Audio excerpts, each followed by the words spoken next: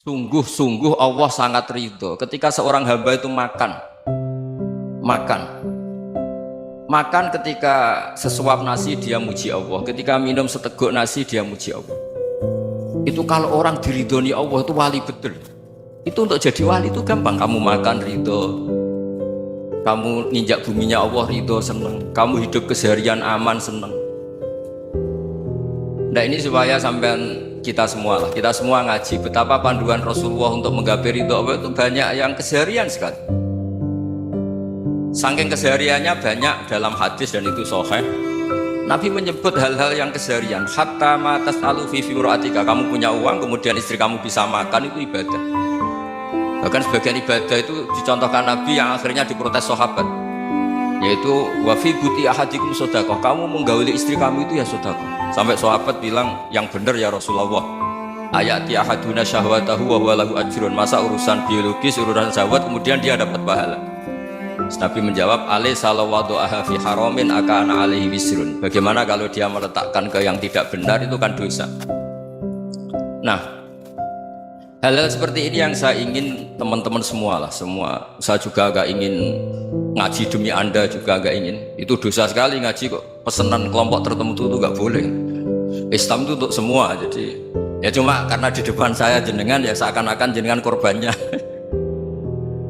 Itu ada ilmunya dalam usul fikih itu. Jadi orang itu harus ngaji usul fikih.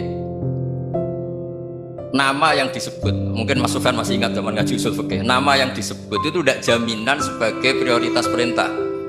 Jadi misalnya gini, kebetulan yang di depan Nabi itu Abu Dzar, Nabi ya bilang, ya Abu Dzarin ini uhibbuka misalnya, atau ya Mu'ad ini uhibbuka, atau ya Abu Hurairah ini uhibbuka. Banyaklah riwayat yang Nabi nyebut ya Abu Dzarin, ya Mu'ad, ya Abu Hurairah. Kemudian misalnya Nabi meneruskan khitab, ini uhibbuka, saya mencintai kamu, fakul dubur sholatin, atau sebagian riwayat disebut fala tada'anna dubura kulli sholatin Allahumma inni ala dzikrika wa syukrika wa husni ibadatik. Saya mencintai kamu, siapa saja, Mu'ad bisa, Abu Dzar bisa siapa. Saya mencintai kamu, mohon kalau habis sholat kamu jangan lupa wiridan Allahumma inni ala dzikrika wa syukrika wa husni ibadatik. Ya Allah, tolong kami permudah supaya mudah ingat Engkau. Anda tidak bisa mentang-mentang, wong nama saya Parmin, nama saya Purnomo, itu yang diperintahkan Mu'ad. Jadi yang disebut satu, tapi khitab itu untuk siapa saja. Saya teruskan. Jadi saya mohon semua kita melakukan kebaikan itu, kalau dalam kaidah fikih disebut al yakin la yuzalu bisyak. Banyak kebaikan yang kebenarannya itu 100%, tidak punya efek samping ke pihak lain, ke kelompok lain, ke komunitas lain.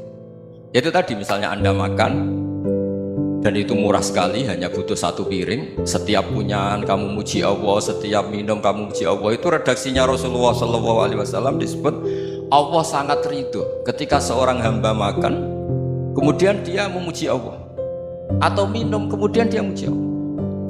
Logikanya gampang, negara seperti ini yang kamu harapkan bentuknya kayak apa, mertua, ipar, komunitas, tetangga, itu nyata terjadi itu kan belum pasti.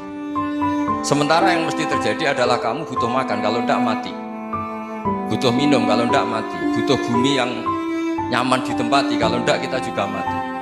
Sebab itu Allah kalau menyebut nikmatnya itu hal-hal yang keseharian. Alladzi at'amahum min ju'. Allah itu siapa?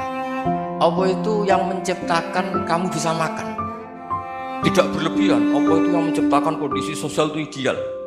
Zaman Nabi itu ya ada orang munafik, orang-orang pilihan Allah itu juga diuji orang sekelilingnya yang macam-macam. Semua diuji sesuai konteks zaman dan waktu. Nah, tapi ada ibadah-ibadah yang selalu disarankan Nabi. Sampai Nabi itu pernah ditanya, ayul islami khairun ya Rasulullah, Islam terbaik itu gimana? Jawaban Nabi itu unik, it'amu to'am, Islam terbaik itu ya makan-makan, santai-santai. Ketika Allah menyebut beberapa kebaikan, falak tahapal aqobah wa ma adrokan apa? Mal aqobah. Terusannya apa? Fakku rokobah. Terusannya apa? Au it'amun fi yaumin di masubah. Ya itu acara makan-makan itu juga Islam. Kenapa? Ya bayangkan kalau tidak ada makanan kita mati kan. Kondisi sosial tidak ideal tuh Anda masih gak apa-apa, tapi kalau Anda tidak makan, Anda tidak minum, Kamu punya istri cerewet masih bisa hidup, punya mertua cerewet masih bisa hidup. Tapi kalau tidak makan bisa mati. Berarti penting mana istri sama makan? Penting mana? Makan. Semoga istri Anda dengar, nanti kamu disuruh makan tapi pulang deh. Itu kalau dibahasakan makan masih memahami. Penting mana nasi satu piring dengan istri. Nggak ada nasi mati, nggak ada istri belum mati. Penting mana? Gak berani jawab kan? Ternyata Anda ada garang kan di depan istri. Jadi saya mohonlah, mungkin Mas Sufyan Sauri tadi yang bisa bantu lah. Teman-teman tuh ngaji yang keseharian saja. Karena kita nyari ridho Allah itu berdasar firman Allah. Dan firman Allah itu menyebut keseharian tuh riang, gampang. Itu tadi misalnya wa min ayatihi manamukum billaili wan nahar. Termasuk ayat-ayat Allah itu kamu tidur. Maka dulu itu ada guyonan, ada tokoh Mu'tazilah, kelompok dalam Islam yang berpikir manusia itu bisa menentukan ikhtiarnya sendiri. Karena saya bisa duduk, ingin duduk, ingin berdiri, berdiri. Karena kelompok ini gak terima kalau semua kehendak Allah, nanti bagaimana kalau semua kehendak Allah kok ada hisab ya, ada sanksi. Lucunya itu dia akhirnya, ini cerita ya, mencintai seorang perempuan cantik sekali. Dan itu dia menjadi ahli sunnah itu oleh hal-hal yang sepele. Karena istrinya cantik, ya namanya suami istri itu hubungan intim. Terus ditanya, Mas, masih ingin lagi? Masih. Silahkan diulang lagi. Wah ya tidak bisa. Katanya manusia bisa menentukan yang diinginkan. Itu tobat itu. Itu nggak bisa ditobatkan Mas Sufyan Ats-Tsauri. Orang cantik yang mudah nobatkan orang itu orang cantik. Segampang itu. Akhirnya kita tahu, makanya kalau dalam kitab Hikam itu disebut al-aqil mayakul madza yaf'alu wa hubi wal ghafil mayakul madza af'al. Orang yang punya akal karena sadar ini wilayah Allah, semua milik Tuhan, itu dia tiap hari berpikir besok Allah akan melakukan apa terhadap dunia ini. Kamu merencanakan suatu mau plesir ternyata gempa, mau wisata ke Rusia ternyata perang. Kamu tidak pernah tahu apa yang akan terjadi besok. Wa ma tadri nafsum madza taksibu ghadan. Tapi anda semua kita ini sering punya jadwal permanen. Makanya saya kalau diundang siapa saja bisa netekdir. Yang jelas Gus ini acara penting. Ya masih acara penting nak pangeran ngersakno piye? Kok ape dadi pangeran kamu kok mau jadi Tuhan. Itu kadang ya kiai. Penting Gus acara ini jenengan harus memastikan bisa. Loh, kamu itu yang ngajarin tauhid sesuatu itu biadillah kok bilang-bilang apa pas? Pasti. Kalau maksa terus tak tobatkan. Ya kalau gitu Gus bilang insyaallah. Wah itu hati saya, fisik saya, roh saya sudah bilang insya Allah. Tidak usah kamu latih kata saya. Nah hal-hal tauhid keseharian itu gampang sebetulnya. Wal ghafil yaqulu madza af'al. Tapi orang yang lupa Allah dia setiap hari bilang besok apa? Kita bisa melakukan apa? Seakan-akan dia itu aktor, dia penting, dia subjek permanen dia. Padahal kita ini hanya objek kehendak Allah Subhanahu wa taala. Karena kita yakin sesuatu yang terjadi di alam raya ini kita tidak bisa apa-apa. Makanya saya sering ngaji, sering bilang ketika Anda mensifati Allah, dia yang menghidupkan, sudah itu tanamkan sehingga ketika kita mati santai saja. Kenapa santai? Allah punya cara menghidupkan kita. Zaman kita hidup juga gak tahu caranya ngelola jantung, ngelola paru-paru. Kamu juga gak tahu ngelola oksigen yang tidak beracun, tidak mengandung polusi. Tahu-tahu hidup. Gak ingin tua ya tahu-tahu tua, gak ingin mati tahu-tahu mati. Selama ini kita hidup juga agak tahu apa sebetulnya.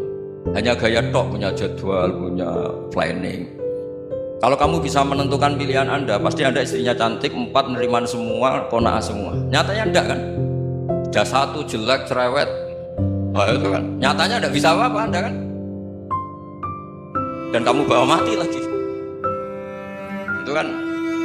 Istri Anda juga gitu, punya keinginan punya suami yang ganteng, yang jabat, yang beriman, yang gak poligami. Ya tidak kesampaian juga. Kalau kita ngitung tingkat kegagalan kita itu gagal terus. Ya kan?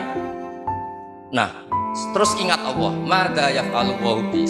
Orang yang punya akal selalu berpikir Allah itu menghendaki apa terhadap saya.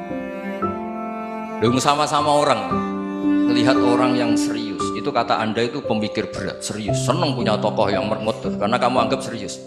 Tapi sebagian orang anggap orang yang serius itu wong mermut, wong masam, wong muka kok ditekuk. Jadi sama Itu hati, ya muqallibal qulub tsabbit qalbi ala dini. Karena kita nggak tahu cara berpikir kita tentang orang lain, tentang sekeliling kita. Misalnya kita orang baik yang jenis ngurmat fakir miskin. Ada orang bangun masjid mewah itu janggal. Apa artinya masjid mewah kalau banyak orang kelaparan? Tapi kalau yang jenis pendidikan, apa artinya masjid mewah kalau tidak bisa ngaji? Nanti yang jenis infrastruktur, apa artinya ini kalau semuanya punya sudut pandang yang berbeda-beda. Dan Islam mengapresiasi semua kebaikan. Tapi katakan semua kebaikan itu adalah kehendak Allah Subhanahu wa taala. Karena apapun baik Anda itu pakai fasilitas yang diberikan oleh Allah Subhanahu wa taala. Sehingga ini yang disebut kulillah sumadarhum fi khawdihim al. Ya, kembali tadi ke tema-tema bahwa keseharian Anda ini sudah Islami. Saat Anda tidak bisa melakukan apa saja. Saya sering ada jenazah, biasanya kalau tetangga meninggal saya sering disuruh ngelepas. Saya bilang orang ini baik karena sering ngelamun di rumah, sering nganggur di rumah. Ditanya sama anaknya, kenapa Gus nganggur baik? Ya kalau dia nganggur artinya juga gak berbuat sesuatu yang maksiat kan? Ya kan, orang nganggur di rumahnya ya tidak bunuh orang, tidak maling, tidak korupsi, ya namanya nganggur di rumah.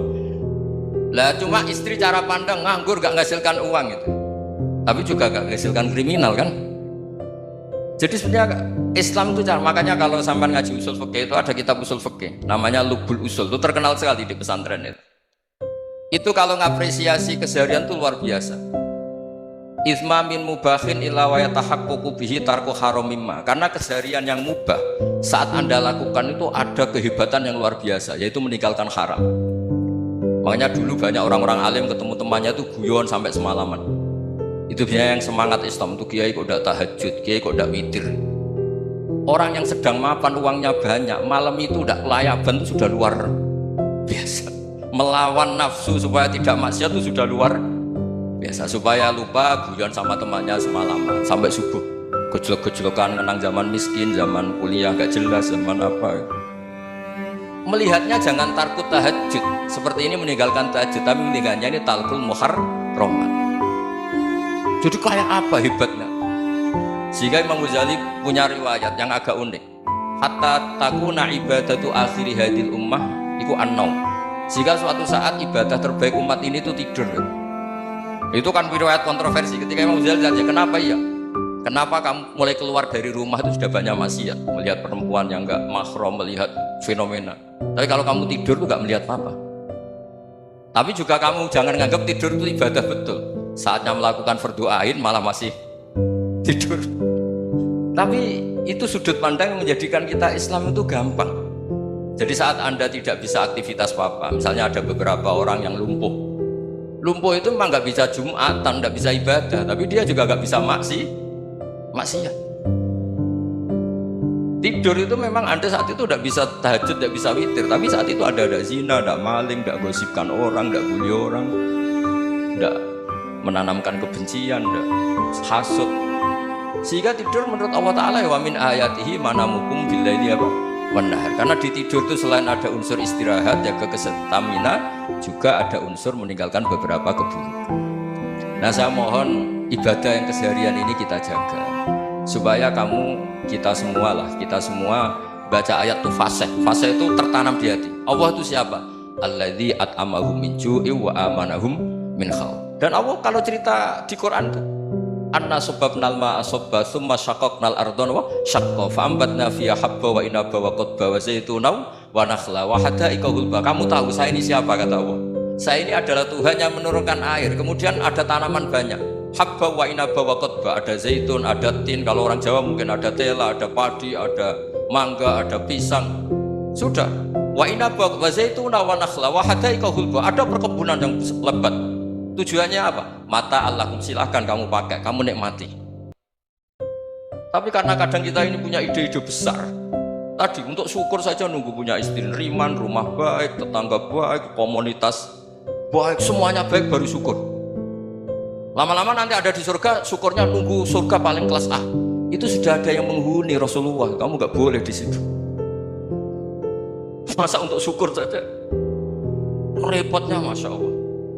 Jadi mohonlah Quran yang kalau Anda hafalkan juz amma itu kan ada ayat-ayat yang kayak tadi. Ya, fal yang dzuril insanu ila ta'ami. Coba lihat Apa yang kamu makan nih? Dari mana? Dan untuk mempertahankan hidup kamu keseharian.